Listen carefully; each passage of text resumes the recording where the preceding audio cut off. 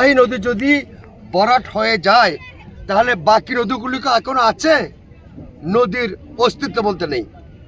তা আপনারা জানেন ধরা দরিদ্রকে আমরা যে কাজটুকু আমরা করি, আমরা প্রশাসনের কেউ নই, আমরা রাজনৈতিক দলের কেউ নই, আমরা সমাজের দেশপ্রেমিক কিছু মানুষ, আমরা প্রত্যেকটা মানুষকে সচেতন করি আমাদের নিজেদের জন্য, সমাজের জন্য, রাষ্ট্রের জন্য।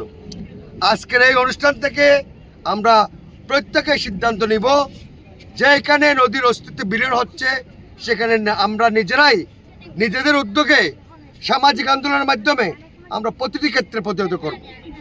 বক্তারা বলেছেন, বালু কাগজের কথা বলেছেন, অপরিকল্পিত ড্রেসিংয়ের কথা বলেছেন, সব সত্য আছে। দখল বেদখল থেকে শুরু করে এদেশে নেই এমন কোনো কিছু নেই। আজকে আমাদের এই মানববন্ধন থেকে আমরা সবাই প্রতিজ্ঞা করি, নদী বাঁচলে আমরা বাঁচব, দেশ বাঁচবে। আজকের এই